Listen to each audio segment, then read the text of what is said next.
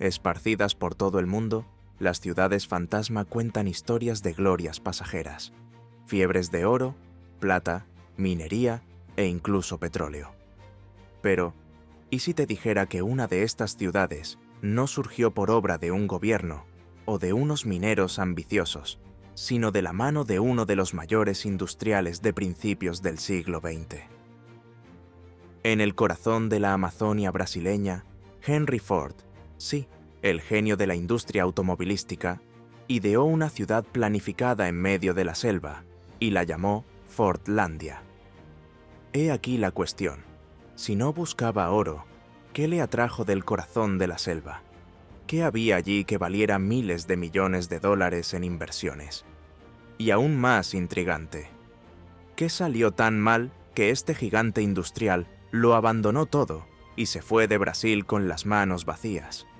Hoy, Bello Mundo le llevará al misterioso y cruel escenario de Fordlandia.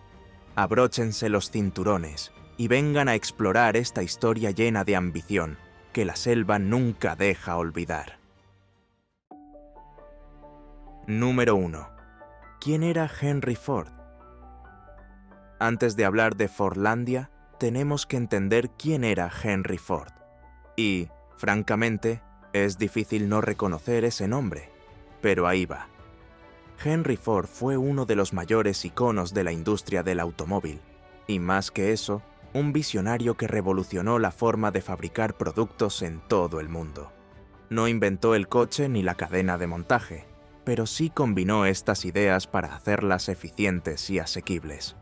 En 1908, lanzó el famoso Ford Modelo T, un automóvil que transformó el coche de lujo para unos pocos en un artículo que la clase media podía permitirse. También fue el creador del Fordismo, un modelo de producción basado en la fabricación en serie y en pagar salarios más altos a los trabajadores. En 1914, Ford hizo historia al anunciar que sus trabajadores cobrarían $5 al día, el equivalente a $126 actuales, duplicando el salario medio de la época. Esta filosofía era simple pero poderosa. Los trabajadores mejor pagados podían consumir más, creando un ciclo que beneficiaba tanto a las empresas como a la economía en su conjunto. Sin embargo, Henry Ford era también una figura controvertida. Tenía ideas prejuiciosas que tuvieron un gran impacto negativo, y sus publicaciones personales contenían opiniones discriminatorias que fueron ampliamente criticadas. Esto convierte su trayectoria tanto en una historia de innovación como en un ejemplo de cómo los grandes líderes también pueden acarrear sombras. Ahora que sabemos quién era Henry Ford, es más fácil entender la ambición que había detrás de su siguiente gran proyecto, Fordland. Número 2. La ambición del caucho. A principios del siglo XX, la industria del automóvil estaba experimentando una auténtica revolución. Los coches, antes considerados artículos de lujo, empezaban a llegar a manos de la clase media gracias a la producción en serie, encabezada por el icónico Ford Modelo T. Este avance, impulsado por el genio de Henry Ford, creó una creciente demanda de materiales esenciales para los coches.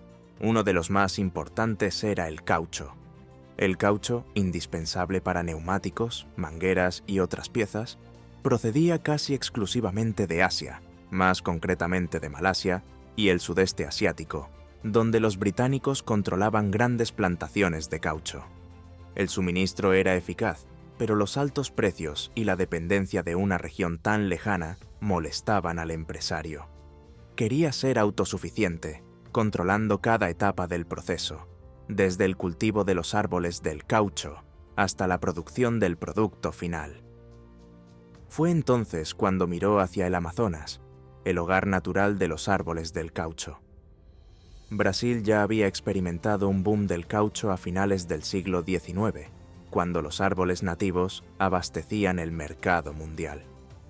Sin embargo, la competitividad brasileña se vio ahogada por la aparición de plantaciones organizadas en Asia y los efectos de las plagas. Aún así, la Amazonia seguía viéndose como una oportunidad única. Ford vio en ella la posibilidad de restaurar la relevancia mundial de Brasil en el mercado del caucho y, al mismo tiempo, hacer realidad su sueño de independencia industrial. Y así nació el sueño de Fordlandia, una ciudad construida en medio de la selva amazónica, con el objetivo de revolucionar la producción de caucho y consolidar la autosuficiencia de una de las mayores industrias del planeta. Número 3. La visión de Ford. Después del sueño, era hora de que Henry Ford pusiera en práctica sus ideas. Y para alguien tan decidido, eso significaba empezar a lo grande. ¿Y qué hizo? En 1927 adquirió un gigantesco terreno de más de 2,5 millones de acres, unos 10.000 kilómetros cuadrados a orillas del río Tapajós, en el corazón de Pará. La ubicación no era la más fácil. Hablamos de un lugar remoto, rodeado por la selva amazónica, al que solo se podía acceder en barco. Pero para el magnate, esto no era más que otro detalle. Estaba decidido a crear un imperio del caucho, donde se plantaran árboles de caucho, se cosechara el látex y se procesara localmente, garantizando su independencia del mercado asiático. Pero Ford no solo quería una plantación, soñaba a lo grande. Quería construir una ciudad modelo, una sociedad perfecta basada en los valores americanos. Nada de alcoholismo, lucha estricta contra la malaria, una enfermedad de la época y reglas claras de moralidad, puntualidad y ética del trabajo. Sobre el papel, Fordlandia era una utopía. Era el pedazo de Michigan que soñaba trasplantar al Amazonas. Pero como toda gran idea, el mayor reto sería convertirla en realidad. Número 4. El nuevo imperio. Y así fue como en 1928, 2 barcos mercantes cargados de equipos, muebles y sueños americanos cruzaron el río Tapajós, la única ruta que conectaba aquel rincón aislado de la selva con el resto del mundo. Hasta allí llegaban desde muy lejos maquinaria pesada, materiales de construcción e incluso casas prefabricadas, en un viaje que simbolizaba la lucha entre el viejo mundo de la selva y el nuevo imperio de la modernidad que Ford quería crear. La ciudad se diseñó como un rompecabezas perfectamente planificado, carreteras de hormigón, alumbrado eléctrico y casas prefabricadas directamente desde Michigan. La división era clara. Los estadounidenses vivían en la villa americana, con agua corriente y comodidades que recordaban a los suburbios de Estados Unidos. Los trabajadores brasileños tenían viviendas más sencillas, adaptadas a las condiciones locales. Pero Ford no se detuvo ahí. La ciudad tenía todo lo que cabía esperar de un pedazo del sueño americano en medio de la selva. Piscina comunitaria, hospitales, escuelas, restaurantes, tiendas e incluso una sala de espectáculos, donde se proyectaban películas de Hollywood y se organizaban bailes. En el centro de todo estaba la gran protagonista, la fábrica de caucho, la pieza clave que prometía transformar el mercado mundial y dar a Ford la autosuficiencia que tan desesperadamente buscaba. Pero como suele decirse, el dinero no lo es todo. Con el paso del tiempo, los empleados empezaron a sentirse insatisfechos. Número 5. Choque cultural. Cuando comenzó la construcción de Fordlandia, Henry Ford no escatimó esfuerzos para transportar un pedazo de Estados Unidos a la Amazonia. Envió equipos, ingenieros, administradores, así como alimentos, muebles y utensilios directamente desde el otro lado del continente. ¿El problema? Pocos de los responsables hablaban portugués o entendían los matices de la cultura y el clima locales. Ford intentó imponer lo que llamaba valores americanos a los trabajadores brasileños e indígenas, que tenían una relación completamente diferente con el tiempo, la comida y el ritmo de trabajo. La idea era replicar los métodos de Detroit, jornadas laborales de 9 a 5, marcadas por relojes de fichar, sirenas y una serie de normas de comportamiento que parecían más punitivas que inspiradoras.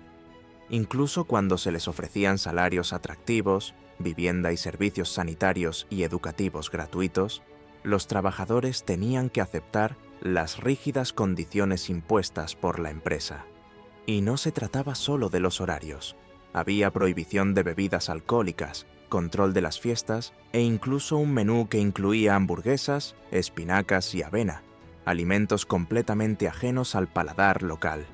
Y aunque parezca mentira, la frase «abajo las espinacas» se convirtió en eslogan. Cansados de la comida al estilo americano, los empleados se rebelaron y prometieron ir a la huelga si la empresa seguía sirviendo espinacas con tanta frecuencia. En lugar de la verdura, los residentes querían las buenas judías brasileñas, así como pescado y harina. Fuera del trabajo, tampoco podían elegir qué hacer. Los pasatiempos sugeridos eran la jardinería, el golf y el baile de cuarteto country. Para muchos brasileños, acostumbrados a fiestas y celebraciones más calurosas, estas opciones parecían fuera de contexto y desmotivadoras. La obsesión de los estadounidenses por el reloj también resultaba extraña.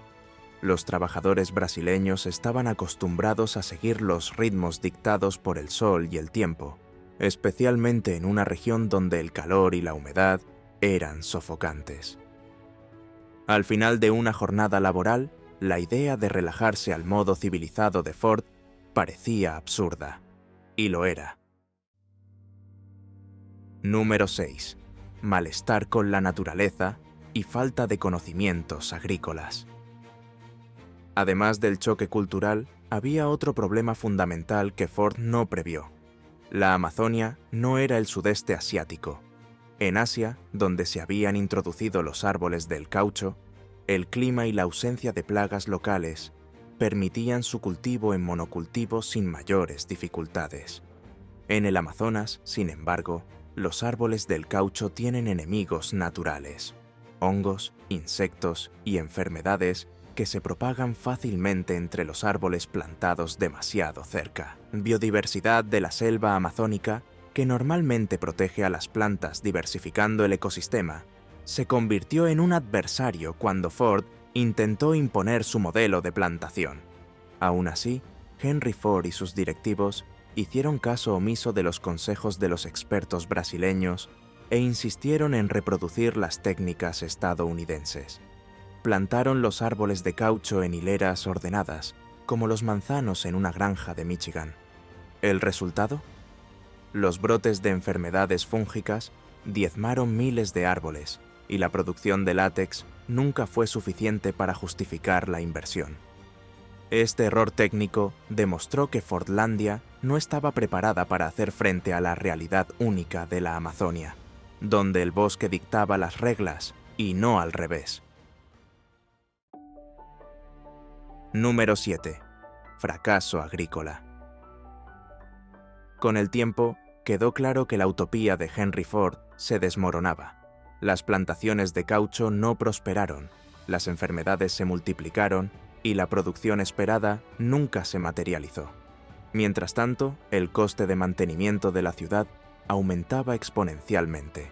Maquinaria cara, trabajadores descontentos y suministros importados de muy lejos hacían de Fordlandia una pesadilla logística y financiera. Por si fuera poco, las tensiones sociales empezaron a estallar. Los trabajadores brasileños no veían sentido en seguir las rígidas normas impuestas por los administradores norteamericanos, lo que culminó en una de las revueltas más famosas, la de Quebra-Pau, en diciembre de 1930. La revuelta empezó por las espinacas, pero fue mucho más que eso. Los trabajadores enfurecidos destrozaron mesas, sillas y utensilios, mientras los gerentes americanos huían al bosque, escondiéndose para salvar sus vidas. El enfado fue tal que el mobiliario de la cafetería fue arrojado al río Tapajós. La situación se descontroló tanto que Ford tuvo que llamar al ejército brasileño para contener la revuelta y recuperar el control de la ciudad. Este acontecimiento abrió el abismo entre la visión de Henry Ford y la realidad del Amazonas. Pero las crisis no acabaron ahí. Los administradores estadounidenses también mostraron su incapacidad para enfrentarse al Amazonas. Muchos no pudieron hacer frente a las condiciones extremas y acabaron abandonando sus puestos. En los 2 primeros años, la ciudad tuvo varios administradores. Algunos sufrieron crisis nerviosas, mientras que otros se enfrentaron a tragedias personales, como la pérdida de familiares a causa de enfermedades tropicales. La selva amazónica no perdonaba. Los trabajadores brasileños y estadounidenses enfermaron, sufrieron y en muchos casos renunciaron a seguir el sueño del magnate americano. En cuanto a las plantaciones, su destino fue el mismo que el de anteriores intentos en la región. El clima húmedo, que hacía crecer los árboles, también favorecía las plagas y enfermedades, que habían evolucionado durante milenios, para atacar a los árboles del caucho. El monocultivo no hizo sino agravar el problema, haciendo a los árboles más vulnerables. Número 8. Belterra y nuevas estrategias. Tras años de acumular pérdidas, Ford decidió cambiar de rumbo. En 1934, transfirió el proyecto para una nueva área en Pará, llamada Belterra. La idea era aprovechar las lecciones aprendidas, espaciar más los árboles de caucho, mejorar el control de plagas y adaptar algunas costumbres al contexto local. A pesar de una mayor planificación y orientación técnica, empezaron a aparecer los mismos problemas que acechaban a Forlandia. Las plagas persistían, el clima seguía siendo difícil y la lejanía de los principales mercados de consumo hacía que todo pareciera un esfuerzo gigantesco a cambio de poco. Mientras tanto, Forlandia seguía existiendo, pero perdía importancia cada día. Las esperanzas que habían alimentado el proyecto inicial se disipaban, y el nuevo intento parecía una versión más organizada de un error conocido. Al final, lo que se suponía que era una redención empezó a parecerse más a un pozo sin fondo, que consumía recursos y energía sin aportar resultados significativos. Y la cosa empeoraría aún más. Número 9. Cambio en el escenario mundial. En la década de los 40, el juego cambió por completo para el caucho. La Segunda Guerra Mundial interrumpió el acceso a las plantaciones del sudeste asiático, obligando a la industria a buscar soluciones alternativas. Fue entonces cuando apareció en escena el caucho sintético, desarrollado en laboratorios como respuesta rápida y eficaz a la escasez mundial. Esta innovación supuso un golpe directo a los planes de Henry Ford. El caucho natural, que hasta entonces había sido indispensable, empezó a perder terreno. La idea de tener una plantación propia en el corazón del Amazonas, lejos de convertirse en una ventaja, dejó de tener sentido. Con el avance del caucho sintético, el sueño de independencia industrial de Ford se convirtió en una pesadilla. Número 10. El abandono de Forlandia. En 1945, Ford decidió poner fin a su empeño en la Amazonia. Tras casi 2 décadas de intentos fallidos, la empresa vendió las tierras al gobierno brasileño por una fracción de lo que había invertido. Se gastaron millones de dólares en infraestructuras, equipos, transporte, salarios y construcción de casas y carreteras. Sin embargo, nada de esto consiguió transformar el proyecto en el sueño de autosuficiencia que Henry Ford había imaginado. Al final, todo resultó ser un desastre comercial y una vergüenza histórica, marcando uno de los mayores fracasos de la carrera del magnate. Con el abandono, el emplazamiento empezó a deteriorarse. Los equipos se oxidaron, las casas de madera se pudrieron y el bosque recuperó el espacio que había perdido. Aquella utopía industrial planificada en medio del Amazonas se convirtió en una ciudad fantasma que solo atraía a curiosos, aventureros y algunos historiadores interesados en la historia. Sorprendentemente, la zona no ha quedado completamente desierta. Pequeñas comunidades siguen viviendo allí, ocupando las casas que han resistido el paso del tiempo. Muchos de estos residentes son descendientes de los trabajadores que llegaron durante el apogeo del proyecto. Los vestigios de un pasado grandioso aún son visibles. Mansiones abandonadas, la torre de agua, el hospital, las aldeas de los trabajadores e incluso el cementerio. Todo ello tomado por la vegetación y la acción del tiempo. Es como explorar un plató de cine postapocalíptico, donde domina el silencio. A pesar de ello, los lugareños siguen viviendo con sencillez, sustentándose con la pesca, la agricultura y el turismo esporádico de visitantes curiosos, por entender qué salió mal. ¿Y qué hemos aprendido de este proyecto? Quizá la mayor lección sea que lo que funciona para unos puede no funcionar para otros. Y el Amazonas, su gente y su naturaleza han demostrado que, por muy visionaria que sea la mente que hay detrás, si no hay respeto, no hay nada. ¿Qué te ha parecido esta historia de Fordlandia? Háznoslo saber en los comentarios. Queremos saber qué opina de este curioso capítulo de la historia. Si te gusta explorar historias ocultas y realidades que pocos conocen, sigue siguiendo nuestro bello mundo. Aún nos quedan muchos destinos fascinantes y verdades inesperadas por descubrir juntos. Gracias por acompañarnos hasta aquí y nos vemos en nuestra próxima aventura. Hasta entonces.